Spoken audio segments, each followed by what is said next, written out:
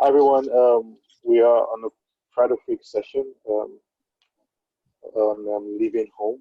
This session will be connecting with two African queer migrants, um, Bahi and Arnold. Would you please introduce yourself? Introduce yourselves, Bahi. Okay. Thank you very much for the invite. My name is Baharu Shoaib, but everybody calls me Bahi, so feel free to address me as Bahi. I am a filmmaker by profession. I do storytellings, and then also I work as an advocate for the Ethiopian LGBT community with an organization I co-founded named House of Kuramagele, and I'm based in London. Where is Bahi from? Bahi is Ethiopian originally, but currently resides in the UK, London.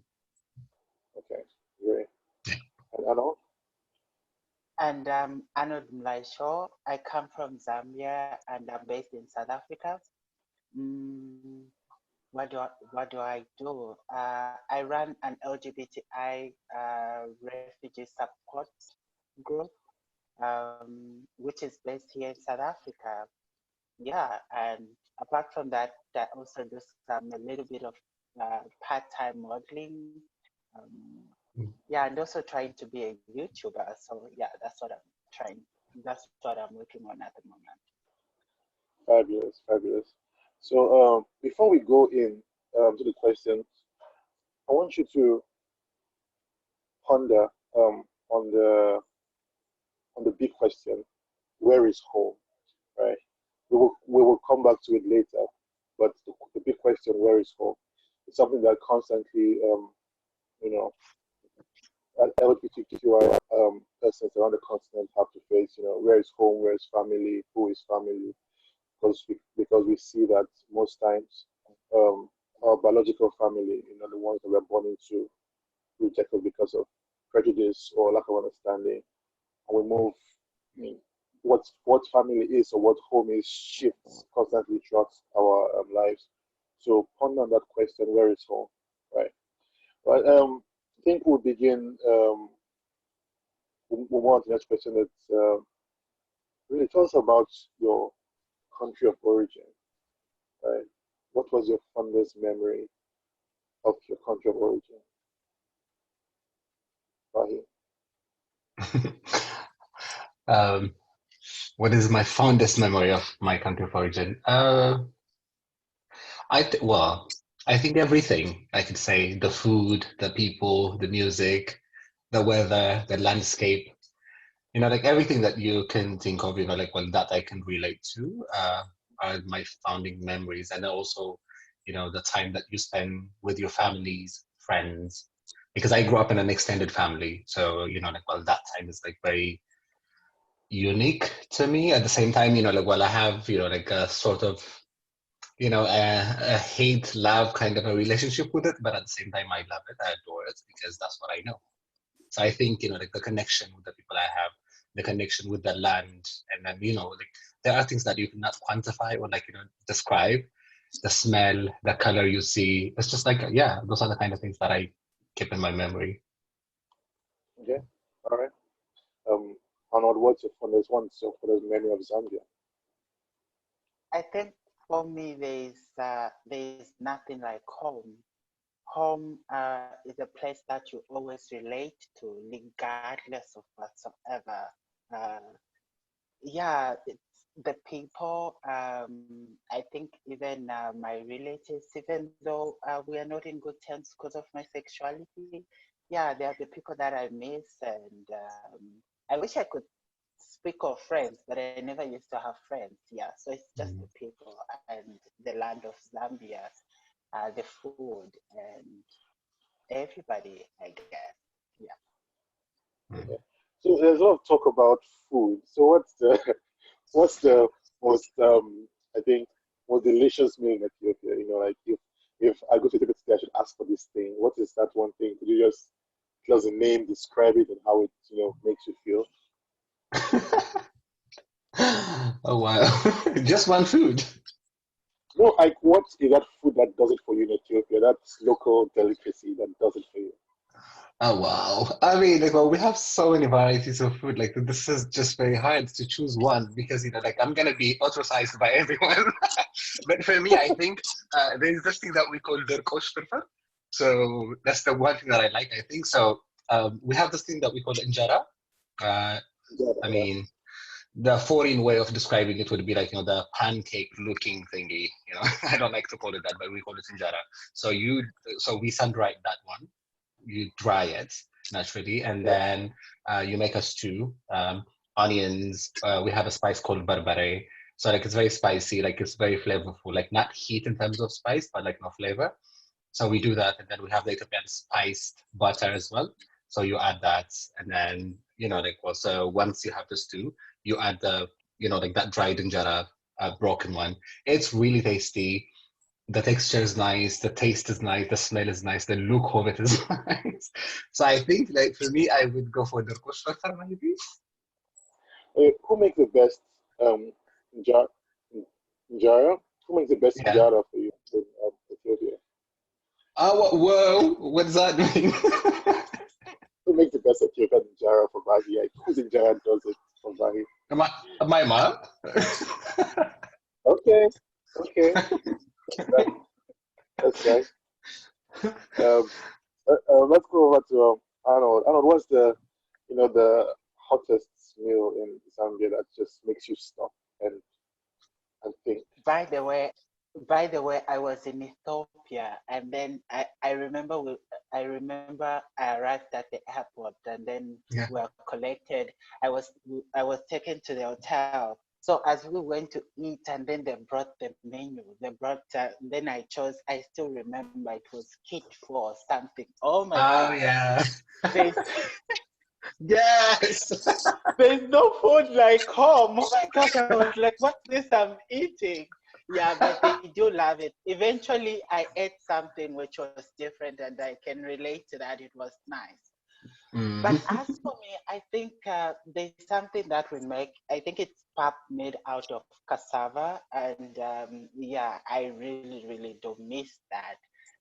I've never had it ever since the time I came to South Africa, and yeah, that's something that I would want to have again. Yeah. Okay, that's right. I think food is a very food and tastes and aromas are a very important part of our memories of home. I Yeah. remember, when I was in SA. I mean, I'm still in SA a lot.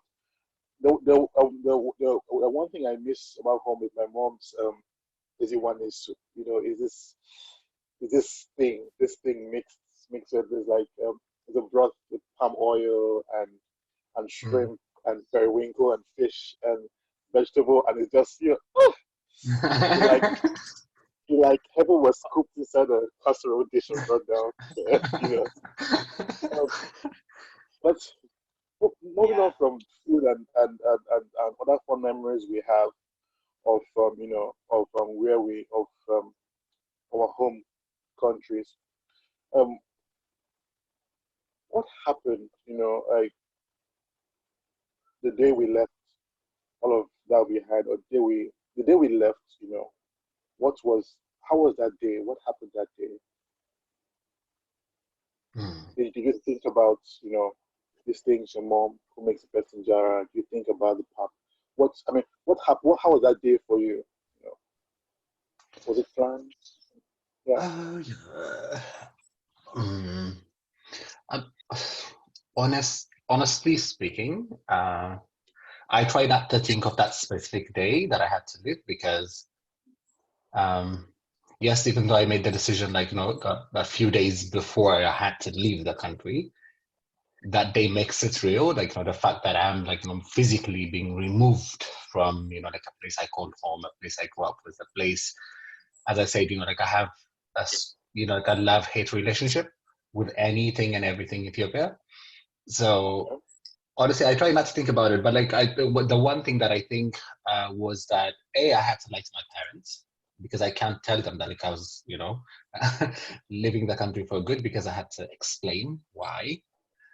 So like, yes, I was outed on social media, but like that information hasn't reached, the household yet. So like, I was just leaving. So I had to tell them, like, I'll be back in 3 weeks, and then like it's because I used to travel, like they didn't suspect of anything of it, so like I just left just like that.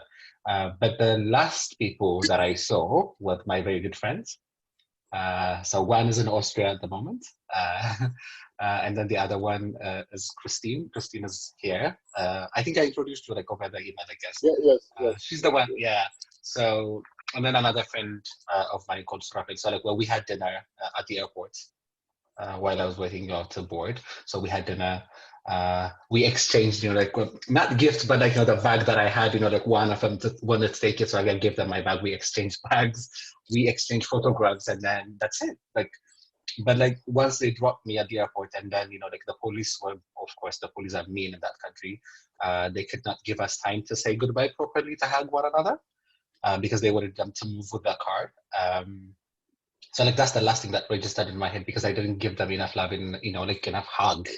That is like how it's supposed to be. Yeah, but after they left, yeah, I sat there, put my luggage, I sent my luggage, and then that's when it hit me. And then like I think I got emotional like for a good 1 hour. Like I was not like in a proper state of mind. Yeah, so like that, it's kind of blurry, but like those are the bits that I chose to keep as a memory for me. Yeah. Mm. How was the last day in Zambia? I think as for me, it's something that I didn't prepare for. The way it happened was that I just got a call from one of my friends that works in the military, and he told me they were coming for me. And the reason why he told me is because he's also gay, despite he's in the closet. And yeah, I think they were also scared that if I'm to be caught, definitely I would utter out everybody. I think that's what was in their mind.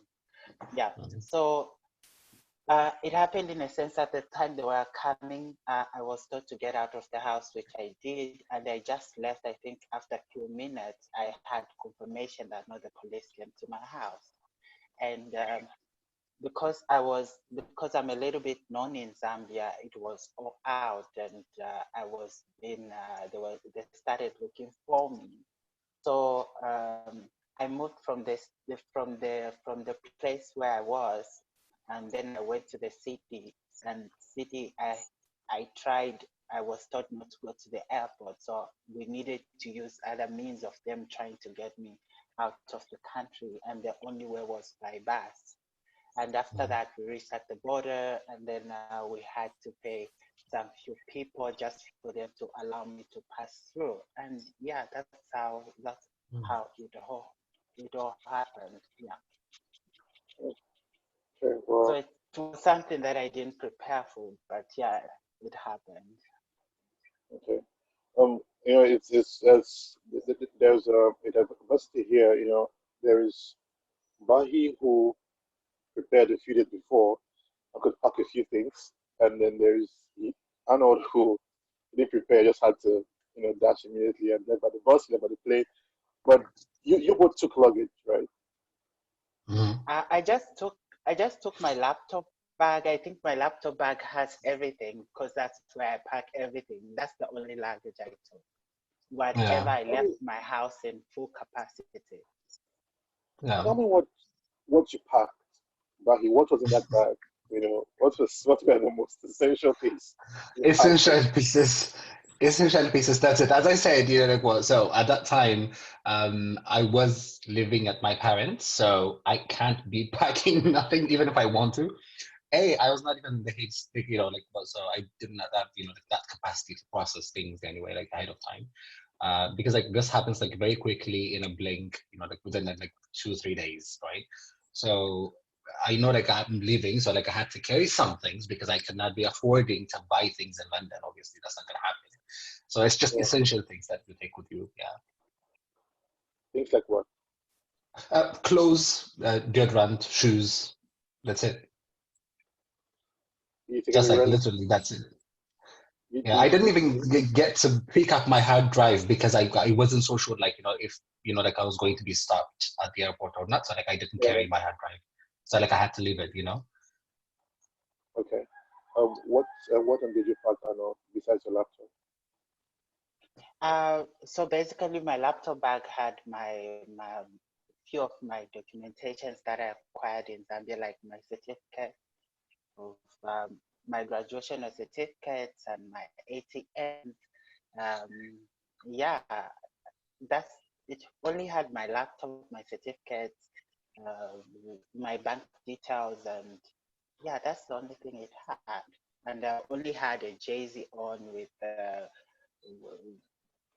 clothes I had on. I actually wore them for about a week before I could even buy other clothes for me to change and stuff. Yeah. Mm. Wow. So what was the climate like in Ethiopia and Zambia when you left? What was happening around the time? Besides Mm. the personal crisis of being outed or being sought out, what else was happening around the time politically and Mm. personally as well? Yeah, Rahim? Uh, I mean, so maybe like just to go back. The administration at that time, because we have a new administration now since Yeah. 2018, but like the administration that we had back then, What in what Ethiopia, you're not year allowed. was this? 2000. So it started off like 2015, but like like it kind of escalated at the very beginning of 2016. So anyway, like so the government that we had at that time, you were not allowed to. Well, what do you call it? Freedom of association was banned. You're not allowed to work on human rights issues of any kind, not just LGBT, but like human rights in general was, as a no-go. So like we were working under a disguise or like under a pseudonym that you've met me, Becky, under a Yeah. pseudonym. We started an LGBT activism to provide, services for our community anyway. But like there are like different things coming up. The same thing that was mentioned earlier on. We were getting information of what was happening around. In that space. Like when name lists, like being drawn, like what certain groups from the government were interested to check, who's working on LGBT rights. Because you know what, at the end of the day, we did make the visibility, even though like we were using our pseudonym. We did make a news article with Newsweek. We gave interviews to different news outlets, to the media, like which are foreign. So anyway, like within 2016, what happened was someone matched the pseudonym and the registered name, and then they started posting pictures. They started sending pictures to us, inboxing us saying, "We know who you are. You need to stop what you're doing, or else, we're gonna, like share your information publicly, whatnot." Like at first, you think, like it's some kind of a sick joke because, we've done everything that we were supposed to be doing to secure ourselves online. But when we started getting, like all those photos continuously, photos that we have not posted publicly, photos that we have not shared publicly, like that's like a stop and then think point. And then also like on the side, as I said, like the same thing that he was talking about, getting information from the government side. Like, well, we have people who are gay in different places, so we were getting some information, right? And then we started seeing that name list that was mentioned. So there were like specifically like a few people that was listed, and then star marked as well at the same time. So yeah. After that, like also like the photo went public on religious pages on Facebook. Religious pages. Yeah. So like that, then it becomes a problem because you know what? If you know who's your enemy is, if you know like who's trying to attack you, you can protect yourself. Yeah. But if you do not Sure. know who to protect yourself from, then you literally are living at the mercy of the other person who have your information, whoever that is, right? And then so when they posted the pictures and then when they started sending us pictures, there were like a few people that you can spot properly. And then it was like, those same people that you see like in different pictures that being posted.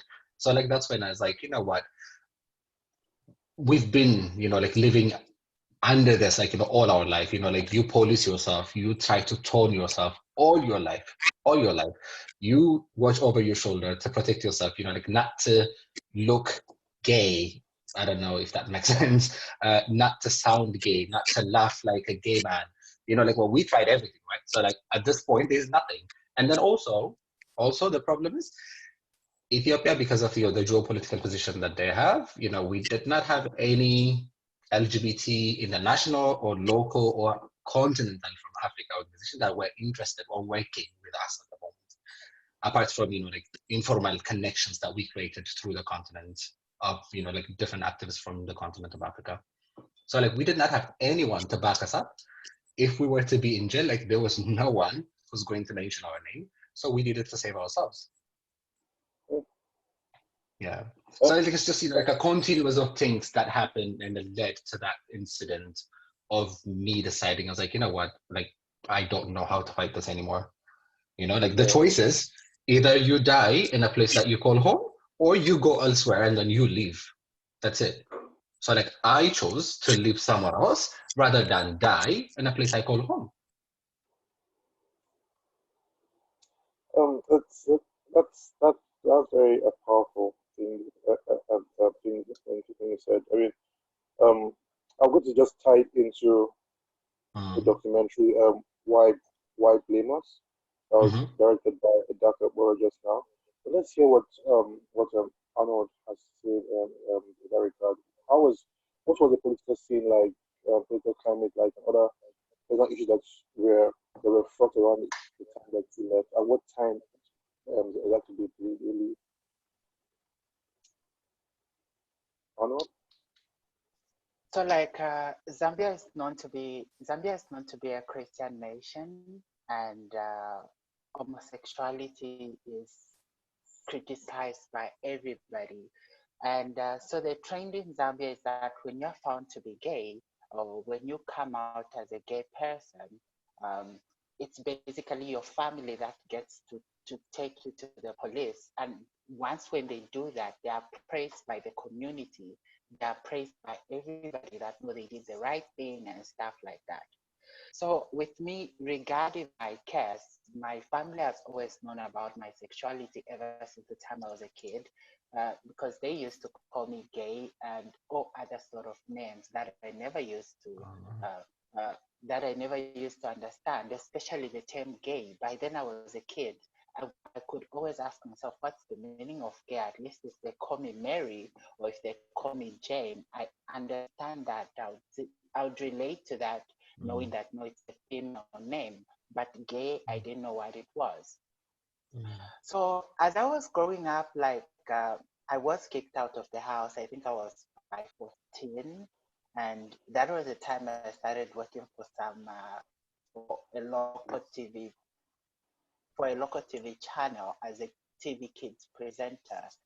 And because of that, like I had to stay with my friends that used to work for the TV channel as well. And through that, I managed to complete school. I went to college, and all that happened. And then I started working for the government.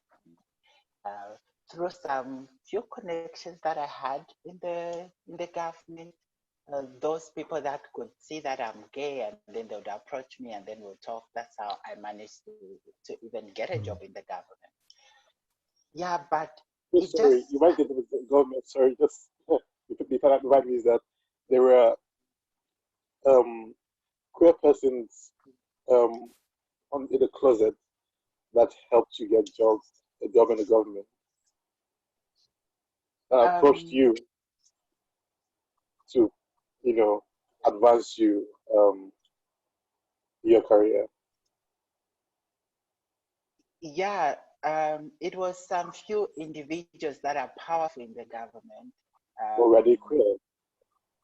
Yes, despite they're queer and they're in the closet. So because of that, there was an opportunity, and then I applied because I didn't want to continue being on TV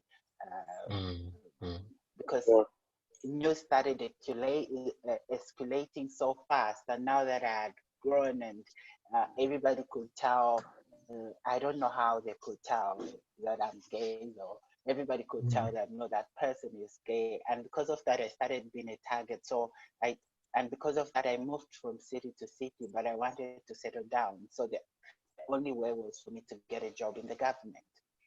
Yeah. And after that, the time that I fell in love, oh my gosh, that was my biggest weakness. And sometimes things could just happen. Yeah. And it was just a mess. But after everybody started to get to know about it, uh, I think that's when I had no choice. And the police now were after me. Yeah, that's how I managed Mm. Yeah. to Just that's going a how bit, I managed to live. going a bit deeper. Was this love interest at work? Okay. Was this love interest at work? Was a queer person Uh, at work? it was You have also to answer kind the of question. it was also kind of related to that.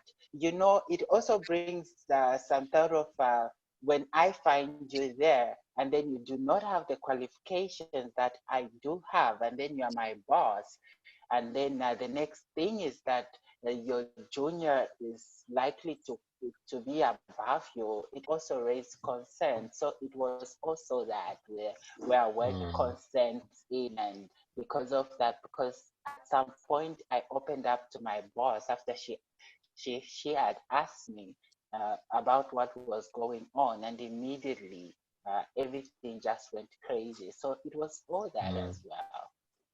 Oh, okay. You know, Yeah. you will touch on very important issues. Community, right? Queer communities back home.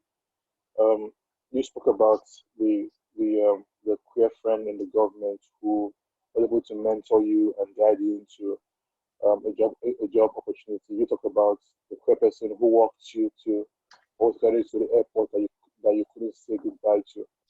Uh, um, um, is it fair to say that there is a helpful, effective, let's say, queer community on the ground in Ethiopia that are actually vested in the you know in the welfare of each other, right? Is it possible? Is it fair to say that there's an actual you know queer, or should I say, pink Ubuntu, right? In a, Mm. in Ethiopia or in Zambia, where queer, queer people, although in the closet, still look out for each other and leverage resources as sessions Mm. demand. Just to get over that part in there. Mm. But I mean, yeah, of course, the support is there always. I mean, I cannot speak for the whole country of Ethiopia, obviously. Like I come from Addis Ababa, but like within my experience, yes, there is that support within the community because like that's the only way we managed to start the work that we've done on the ground. Because, for example, like we did not have a lubricant, like for that matter, like for us to access lubricants to do outreach programs, we needed to find the lubricant first. So what we were doing is, we're using straight friends, who are like, very, very good friend of ours and then who are strong allies. Whenever they travel, they carry lubricant for us. Anyone that we know, like, when they travel, like, they carry lubricant for us. So, like, yes, there's that support. And then, of course, uh, I think the good thing that we had within our circle was that we have different people in different positions. So everybody was, using their own human resources that we have, and then the informal networks that we created to support one another, to create safety, to create, like anything, honestly, be it party, be it, hanging out together, being, like, together and then celebrating a holiday. It can be like our national holiday. We go out, like on the eve of it, we go out and then have dinner together, like, like 25 of us, 30 of us. But we started, like from five, and then like it grew at some point, and then you can see like like it's just all males, like wearing the same kind of style, like so like I'm sure like The same kind of style of work. I mean, like in terms of clothing and style, like well, the colors You, that you wear, like, you know? you go out to hang out wearing the same colors. Yeah, I mean, yeah, majority of the people like you tend to be similar-ish one way or the other. Because, for Okay. example, you're like skinny jeans, they call it, right? Yeah, the tight jeans. Yeah. So like that Yeah. could be like something like but that you see in commonality. Like it doesn't necessarily mean to say like it identifies a gay person, but yeah, like there are like qualities there are elements that you can see like Yeah. Yeah. among us that we share. So yeah, exactly. Like there's the support is the thing, but like it's not just the queer community. It's what we talked about earlier on, what you mentioned. Like well, what is family, right? So we have two families. There's a family that you are biologically born into, and then there's a family that you nurture that we call chosen family. So Yeah. our chosen family look out for each other, support one another as much as you can in every way we can. And then that's how you survive in a hostile space. When you are up against 100 million and then, like a few thousands, you have to support each other. Like that's the only way you sustain. Otherwise, it's very hard. Yeah. Yeah. Yeah. Yeah. I know. So I think for me it was different. I knew that the queer community was there, despite that we were not just connected as they are now. I know that right now they are Mm. connected because I'm normally in conversations with them. Um, yeah, it was basically most of the people I used to know then. It was these men that have got wives, but they can't just come out that no, this is who they are. But instead, they get married to please the society, and yet they are queer. And because of that, everything used to be so secretive. You do everything in secret, but I think with me, so it was so easy for them to identify me. It was because of the way I used to dress then. Even that's something that has not even changed. I mean, I love wearing shorts, Mm. skin jeans as well as he said it. Um, Yeah. yeah, so those are the elements that you're able. There's just a few things that you're able to tell, even though you can't be 100% accurate either if this person is queer or not, but at least I'll be able to know that at least what can I say? I think I might say that at least 75% of the people that I might recognize, they might be queer. I think only Mm. few are the ones that I'm going to be mistaken about. Yeah, so that's the way it used to be. And when it comes to the resources of what on how we get to know, because we need to learn about about our community on most of the things like condoms and lubricants and whatsoever. That's something that I didn't know much about.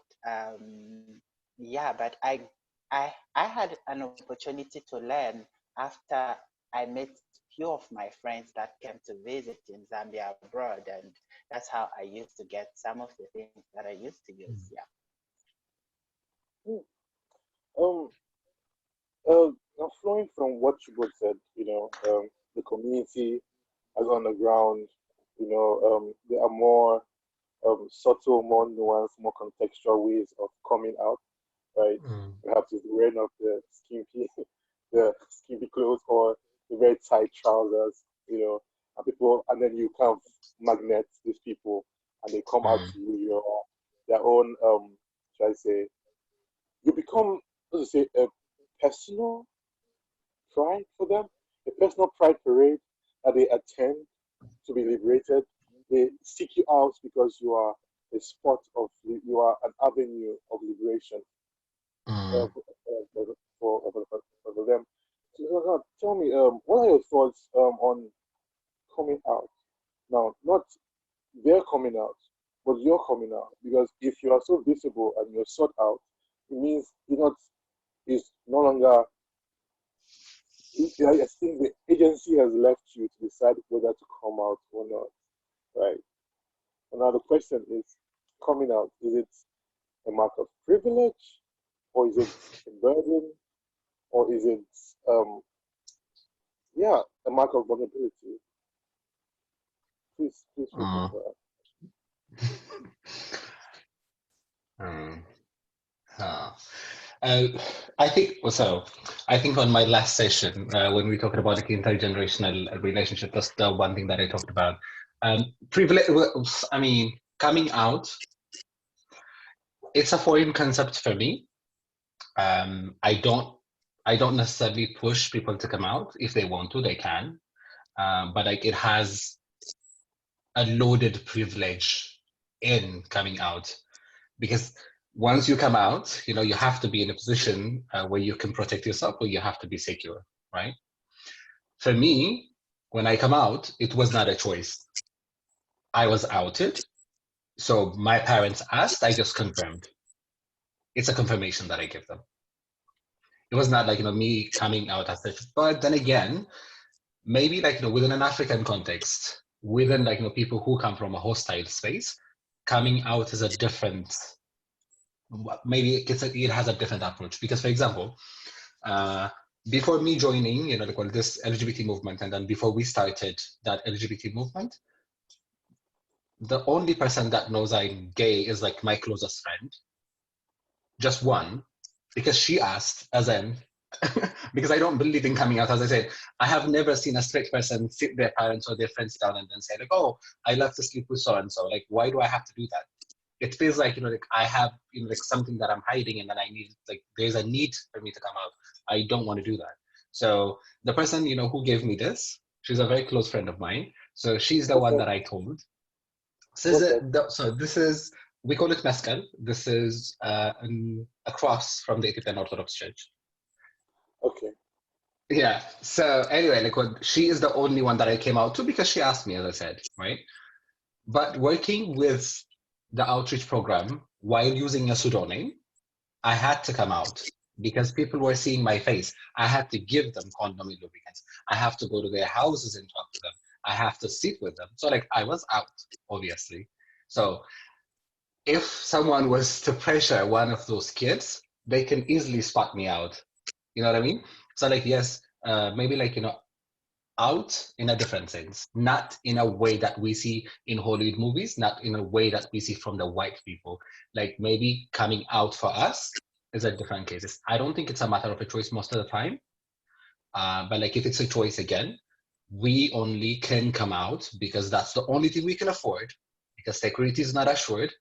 We have to do it, or we will do it for the closest person that we can trust. So Okay. coming out is like a bit complex for me. Yeah.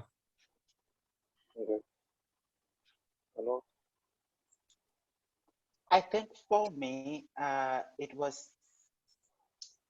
was nothing like coming out because like they used to call me gay ever since the time I was a kid. So with me, it's actually a different. I take a different approach on that. Yeah, but I don't usually encourage people to come out unless if they are sure, because it comes with all sorts of mental illness and the anxiety and all that. It drives you crazy in a sense that the people you eat with, joke with, they end up denying you because of your sexuality. It's just something that drives you crazy. And if you have nobody to talk to, I've lost some few friends of mine in Zambia that had to go through this, and because of the rejection, they had to commit suicide.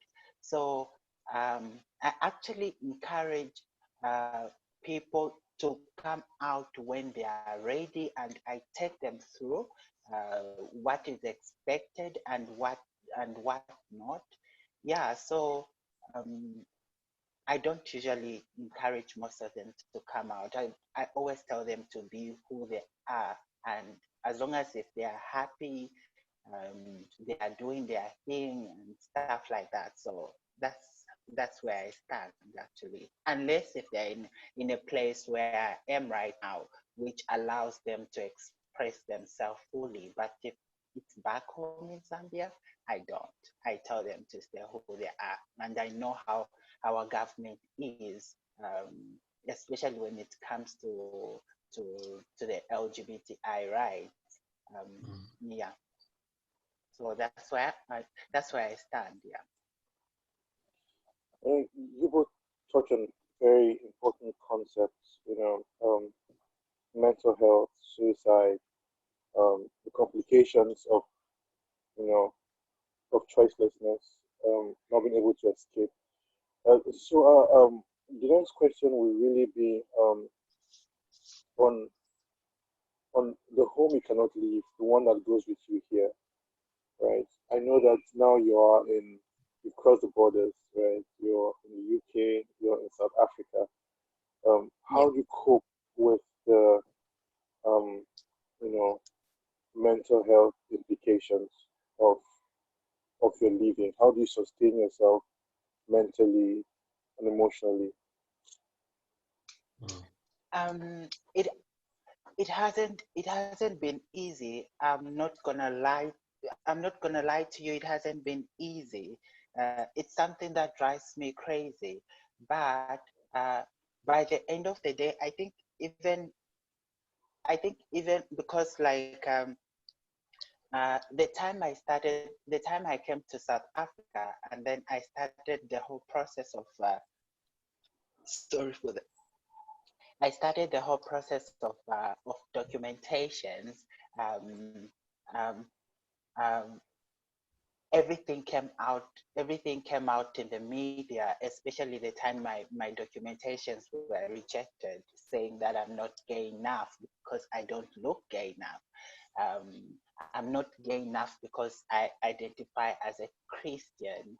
Uh, I'm not gay enough because I prefer to be in a company of girls. Um, why am I not dressed in makeup? Why don't I look like who's this famous celebrity in South Africa, Somizi? Yeah, so and because of that, everything came out again on the media. It was it was a very dark moment for me, in a sense that it was escalated. In Zambia, it was over the news. It was in all the newspapers that are published in Zambia. The insults I get to receive, I got then, and the insults I get now. Um, I think at that point, I even almost committed suicide. If it wasn't for the psychologist that I was seeing then, I think by this time I would have died. But how I deal with it now is that through that, um, a lot of people got to contact me around Africa. I get calls from Nigeria. I get calls from Kenya. I get calls from Angola, um, Zambia, and then they just need somebody to talk to. And I get a lot of calls from here in South Africa from migrants, and that's the reason why I even started the LGBTI African support group that I ran.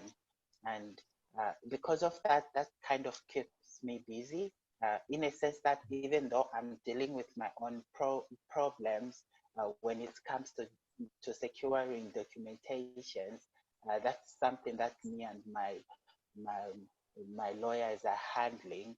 But um, through helping others as well, I think that kind of helps me when it comes to my mental abilities and stuff like that.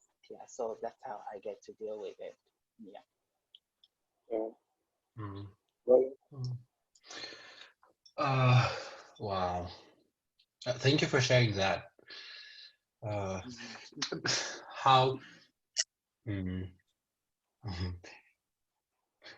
But I think it's an ongoing process. I don't think it ends at some point. Like there are days where you miss the little things, as you mentioned earlier, like the aromas. It can be like the color of the sky. It sounds like absurd or like philosophical, but like genuinely, like you never know, like what triggers that homesickness that you cannot explain to another person. But I think for me. how I keep myself is finding purpose. You know, I need to have a purpose. You know what I mean? So I know why I left the country. I don't want anyone to go through what I went through as a kid, or what I kept within myself, what that has impacted in my mental health, and then like the traumatic experiences that I created within my own mental health issues.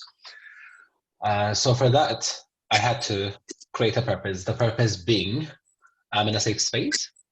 I was doing what I was doing, the activism in a hostile country while I was there.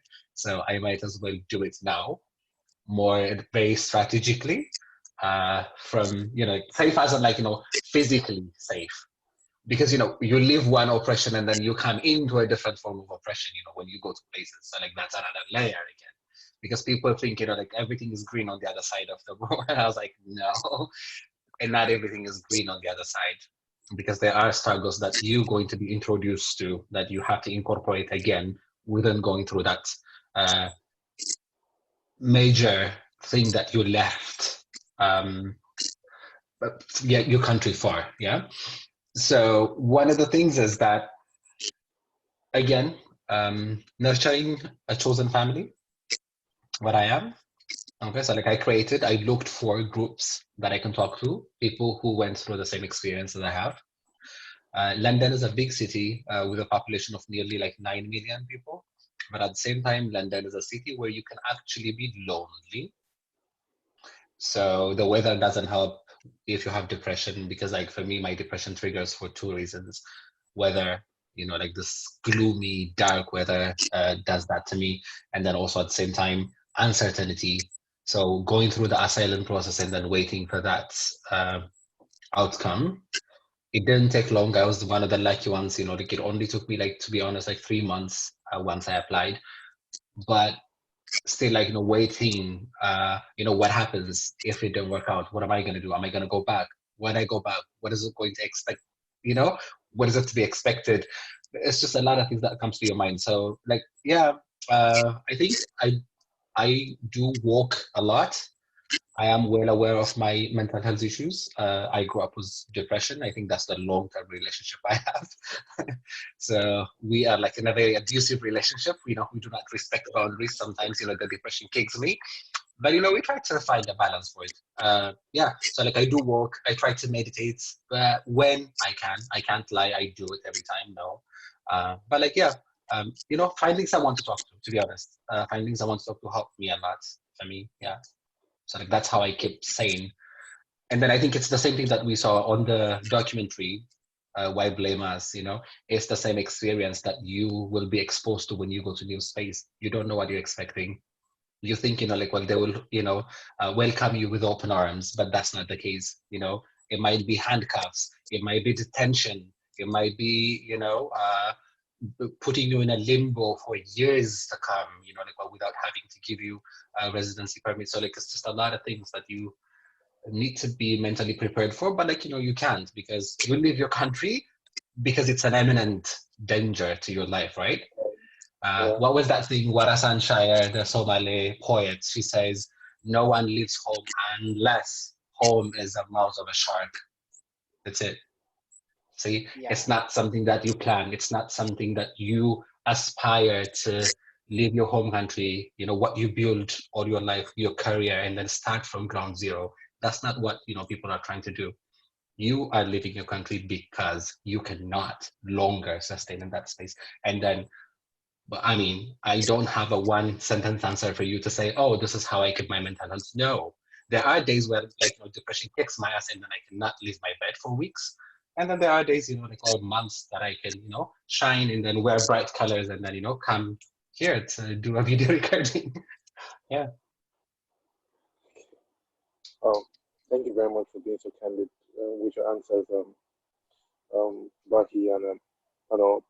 Oh, I'd like to know, and we would like to know, what's a typical day like for you in London, in Victoria, South Africa, where you are? You know, what's now that you have moved and all that? Yeah. Is that like on my day off or like the day I have work? Just about both. Is okay. I mean, so for me, like I go to bed at 2 a.m. That's how I was since I was a child. I wake up at 6:30 or 7 a.m. in the morning. Make coffee. I love coffee. I think that's the Ethiopian in me that did not leave. So yeah, I make coffee. I have my coffee. Shower, get ready, go to work in a busy city of London, hustle and bustle to pay the bills, and then uh, well, when you finish work, it's not like, you are in your home country. It's not like, you can just pick up the phone and then call someone. Oh, where are you? Like, let's meet up for a drink or like, let's go for a walk. Nah, it doesn't happen because, even to have a tea or coffee with your friends, you have to make plans, right? So like, it's just nonsense to me. Like, I don't understand it. I still don't get it. So that's one of the hardest things that I have to do. And then I told you earlier on, like, I come from an extended family. So like, I grew up, like around people. So like it was very hard. But yeah, so like I come off work, maybe go for a walk. If I meet my friends, maybe smoke shisha.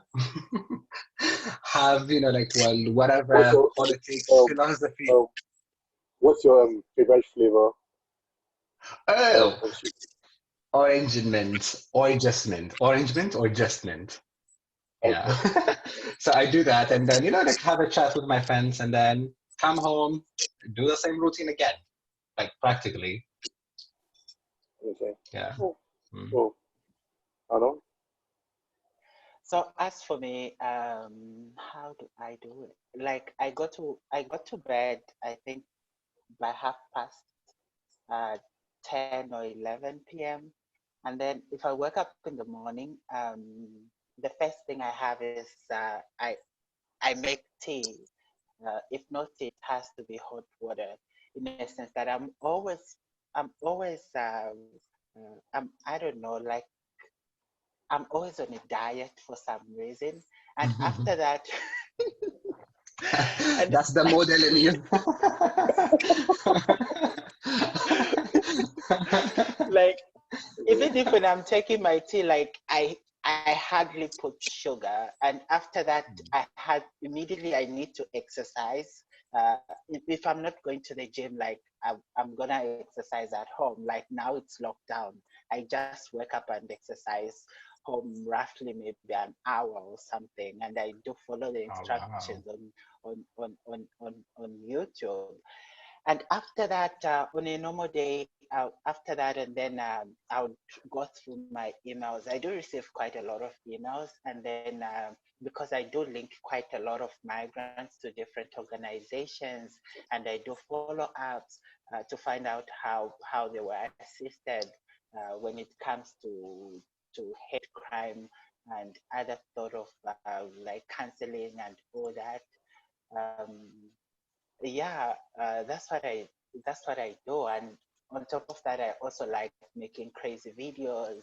And then if I've got some work, because I do part-time modeling, that's not something that I'm fully so much into it.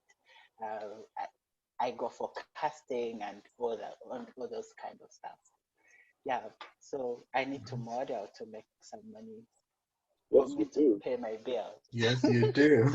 but also but also like my support group, like I reach out to different organizations for help, and immediately if it comes in, I normally identify those migrants Mm, that can support themselves in terms of food and paying rent.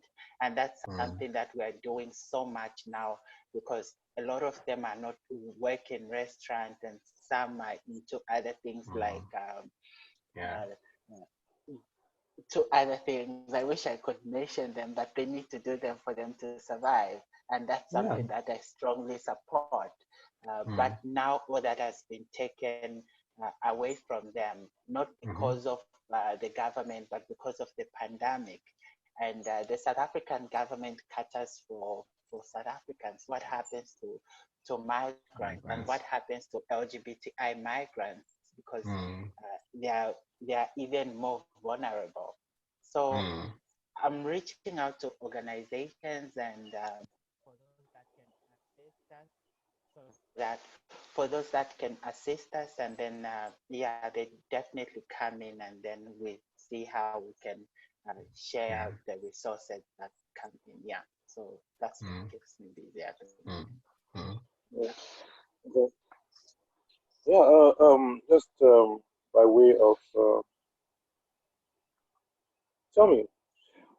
I know that it's a very complicated life now for both of you being LGBTQI migrants. No, but this also Adichie talked about the complication of identities, right? When you cross the border, you become something else, right? You take on, or people project this new thing onto you. Yeah. In her book Americana, she says, "When I'm in Nigeria, I'm Igbo, right? But when I come to the Hmm. U.S., I am You're black." black. You know, have you experienced any sort of complication for you? I mean, besides the layer of queer and migrant, is there something else that you have become? Oh wow. Yeah, I mean, isn't that a day-to-day activity? I mean, we all of all of us, we know we're black, right? Because we come from like the beautiful continent of Africa. So like we are the melanin. We are the like the cardinal of humankind. I'm like, honestly. So we know that, right? But we might not have the connotation. We might not have to identify daily as a black person where we lived in our in our countries, respective countries. For example, when I was in Ethiopia, I was just an Ethiopian. Yeah, I was just a man, from a certain religion, from a certain ethnic group, whatnot. But like that's it. That's pretty much it. Like I never had to fill out any form that says I'm black. So I come to the UK, and then the first time that I had to fill out like a form, there is different type of black, and I'm like, what the hell is this? I'm like, which black am Different I? type of black. Like black That's African, black actually Caribbean, black this. that's actually new to me though. That's the history. Black African, black Caribbean, black British, black this. I was like, okay, so which one am I? So like, there's African, there's black. You're like, probably that's me. So I started checking.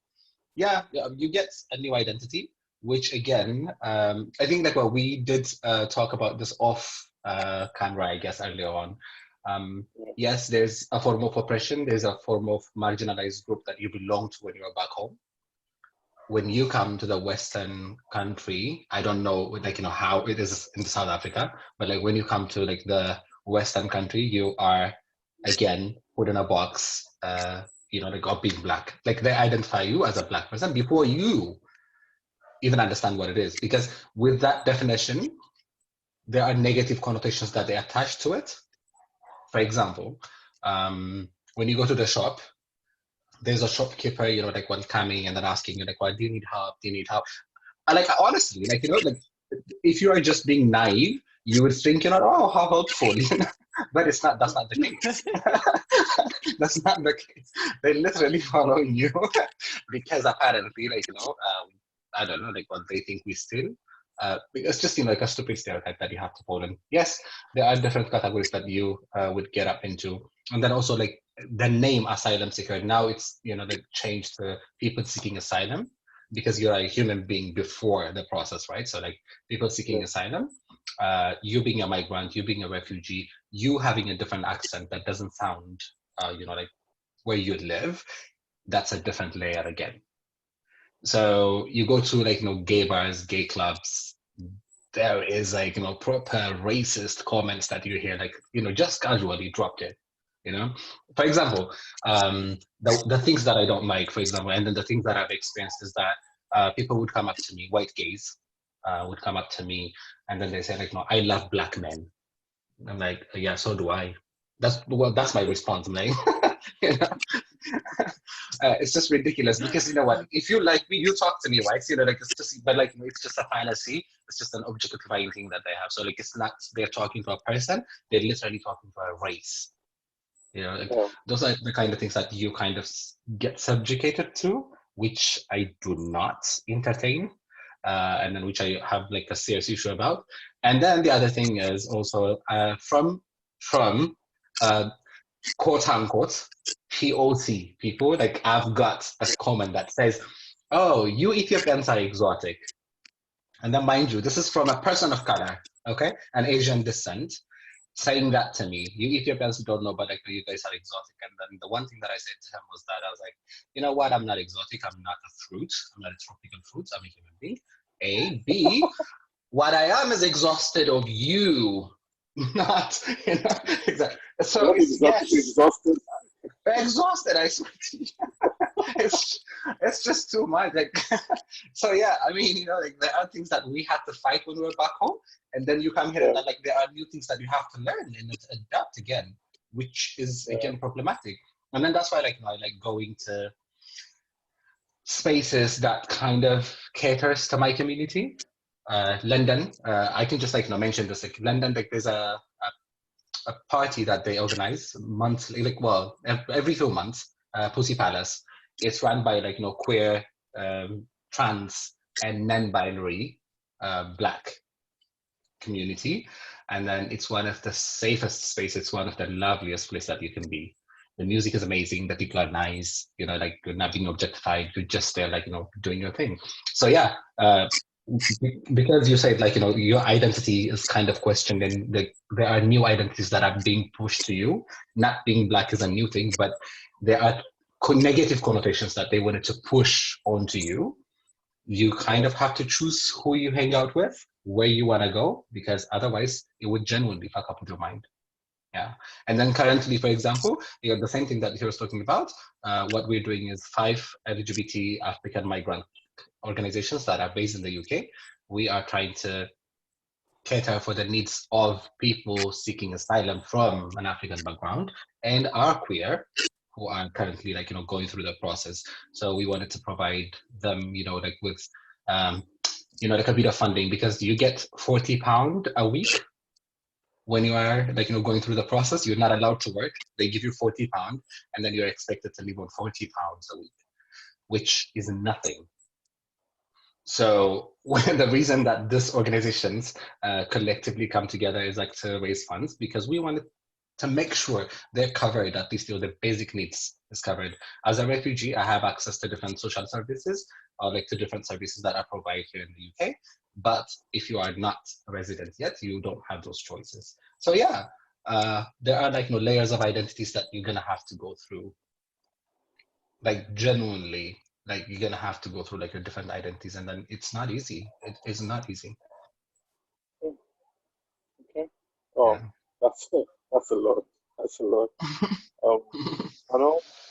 Is life complicated in South Africa?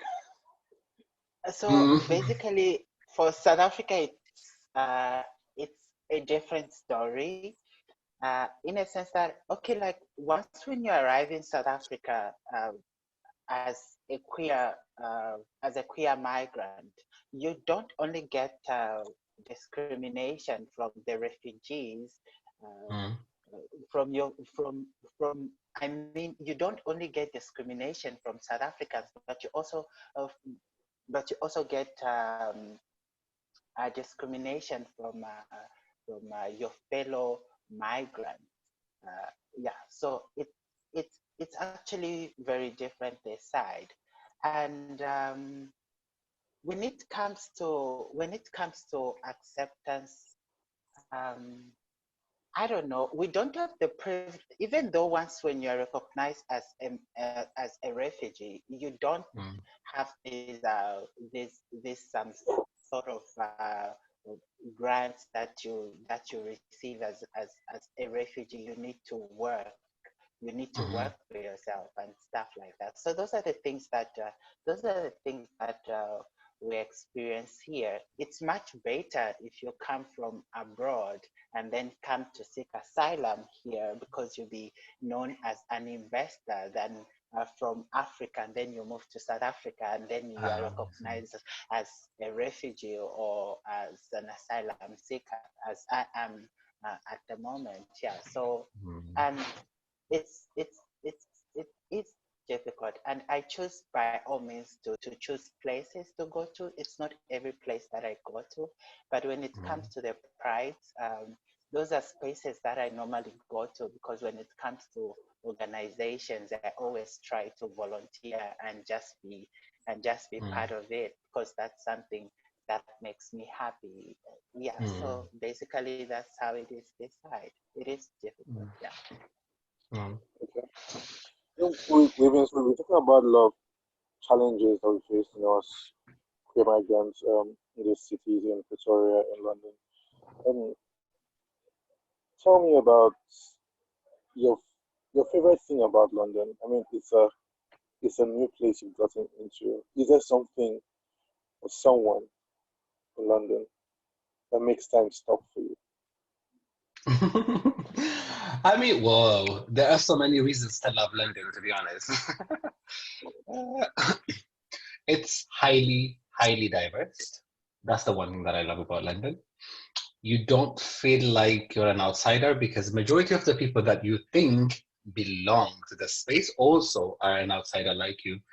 They probably are like from other European cities, so like, which is, good in that sense. Also, because it's big, you can choose your community, you can choose where you wanted to hang out, so like you don't have to expose yourself to things that you do not want to.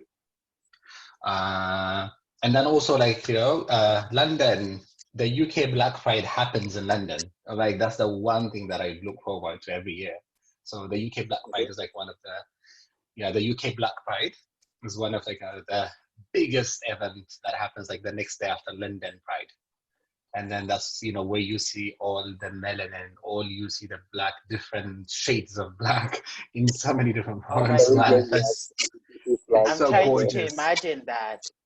Oh, honestly, I swear to you, it is so gorgeous. And then for me, that's what I find home. For me, I find home within people, within those, just that you can connect to. So yeah, like there are so many things that you could love about London. There are so many things, honestly. Apart from it's expensive, yeah. That's given. It's ridiculously expensive, yes. But apart from that, I genuinely honestly love London. But there are areas where I go and then like I genuinely feel at home. Like for example, there's an area called Brixton in South London.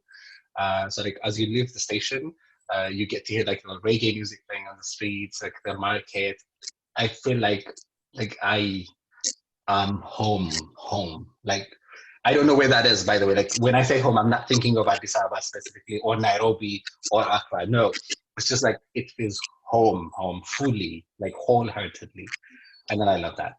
So like yeah, there are pockets of things, and then there are plenty of people that you can relate to or rely on in London. Okay. Hello? So like as for me, what I love about Victoria, I think the diversity that I couldn't see in Zambia, I think I do love that about, I think I do love that when it comes to South Africa. Um, I mean, I've made friends, and those I call family. I do go to LGBTI organizations like Access Chapter 2 that are based here, and just for me to mingle with people of my kind. I do I do go to nightclubs sometimes once in a while. I think once in 2 months or maybe once in a month I do go to gay clubs and just get to enjoy life and just to forget about my problems of asylum of the asylum process. Yeah, and I can get to put on anything I want. And pride is something that I always look forward to, because I know that I always make sure I plan my outfits, because I know that for some reason I'm going to appear on TV, I'm going to be on newspapers, I'm going to appear on Johannesburg Pride social their social Exactly. page. Yeah, so that's something I always look up to, and I make sure I plan my outfit such that everybody will be talking about it. So I always look forward to that, and that kind of pushes me when I know that I'll be going to an event like Johannesburg Pride. I even get to work out more because I know that my body will be revealing and stuff like that. It's a whole lot of I love exciting, that. crazy stuff that goes around. Yeah. So Work, that's honey, it. work. Yeah, I do Okay. love that. Okay. That's beautiful. Thanks so much for sharing. To conclude, I want us to apply our minds now, having gone through, from Ethiopia to London, from South Africa, from Zambia to South Africa, the ups and downs, the things you love, the food you miss, the people you miss, the relics, the mementos around your neck, the relationships and all of that. Where is home?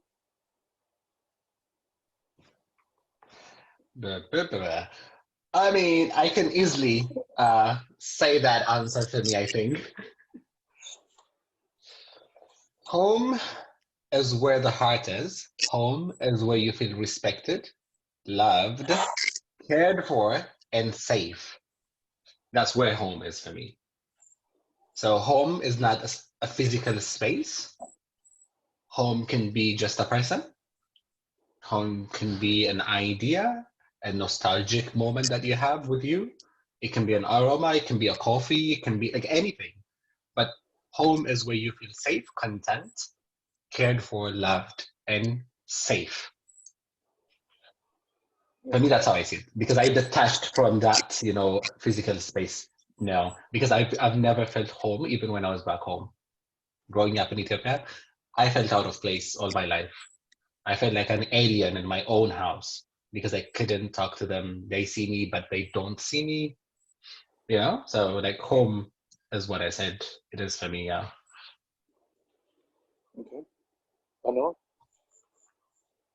I think I think I do agree with him. Even as for me, home is where I'm respected. I think, especially the people that are around me, the people I call my family, and those are my friends in the LGBTI community that have accepted me for who I am, and yeah, that makes that makes uh, that makes that makes me feel comfortable, and such people make me feel home.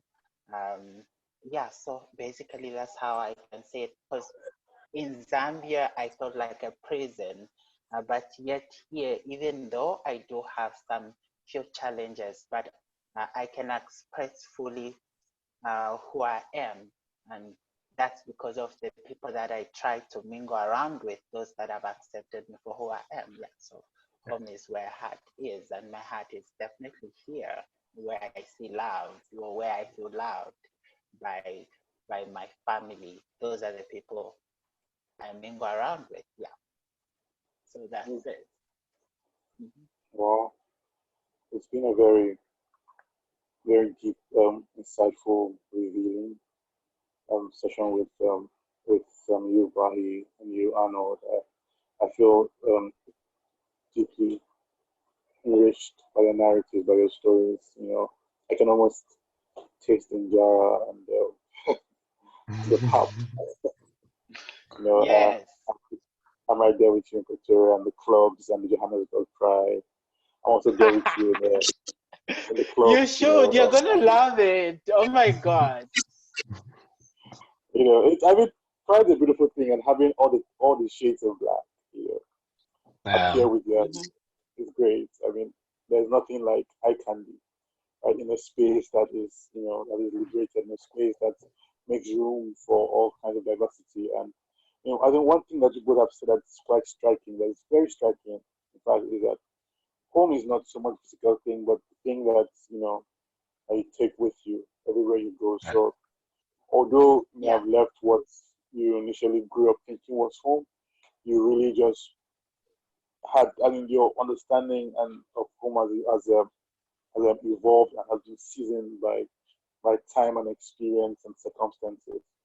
And so I really want to say thank you for sharing this with us, with the continent, with the world, sharing that we can keep home with us.